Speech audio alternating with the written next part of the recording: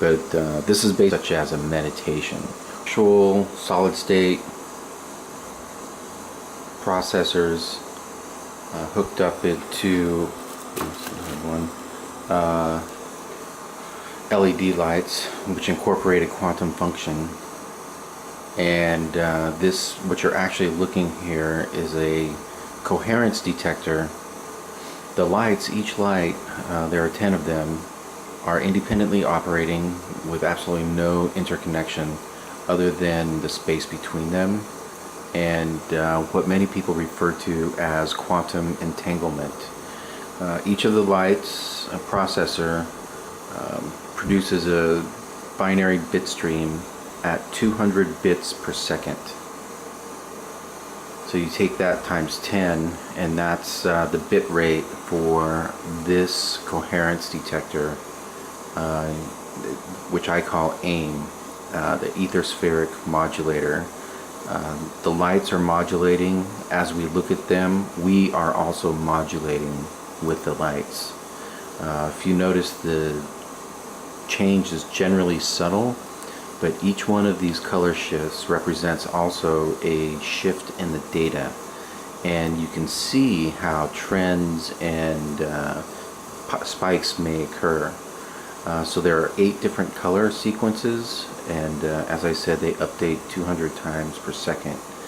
I've never seen all of them the same color at the same time. 7 or 8, only 2 or 3 times, and it's usually about what you see here. And but when you put this in a room with a large group of people on the same wavelength, actually experiencing the same thing, not a sporting event would be a horrible place, because you have everybody in oppositional, you have waves coming in conflict with each other.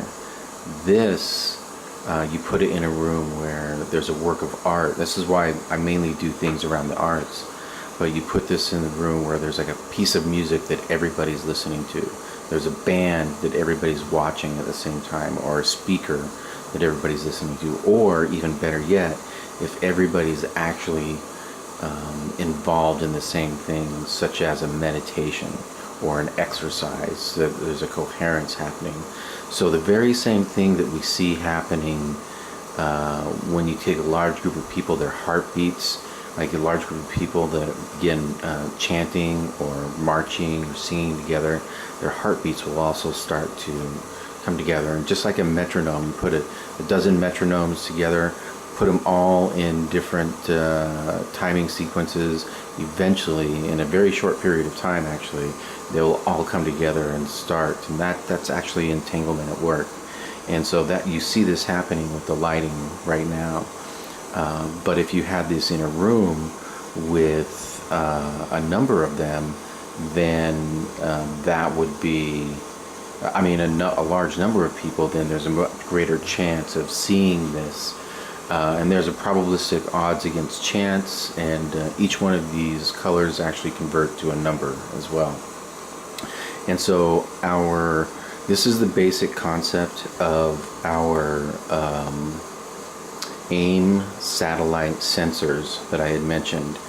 So the final version will be this, and in the center here will be a speaker emanating sort of the sounds you kind of hear, binaural beats, background sound, ambient stuff. And so we will be flooding all of the space in between these lights with this ambient light and subtle sounds, and these will also be the sensors that will be then sending a signal back to the pyramid.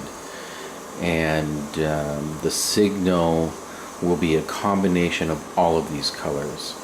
So and we could actually probably down the road, we could actually program them in different sequences. So example, instead of just one line coming off of this, 10 lines could, spreading around an entire ceiling.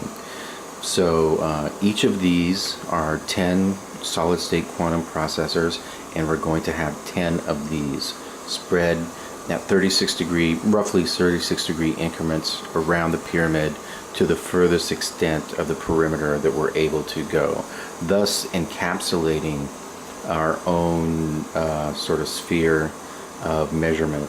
And so what the sort of dynamic color shifts that you see here is also what we'll be striving to achieve in the rafters, lighting them up.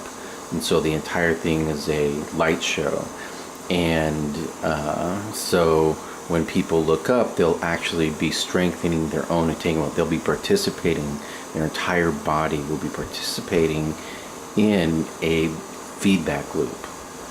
And at any point, we can put on our calendar or the schedule if there's any point of coherence where everybody's, such as an announcement, the opening, the closing, things like that, will all be part of the experiment.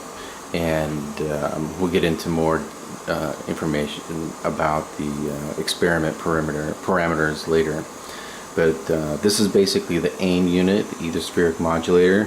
It's a 10-bit stream quantum computer, which is subtly influenced by our consciousness, and there's other factors involved. And my unified theory of consciousness, time, and quantum mechanics explains why this particular piece of technology behaves the way it does. And there'll be more to come. Thanks for listening.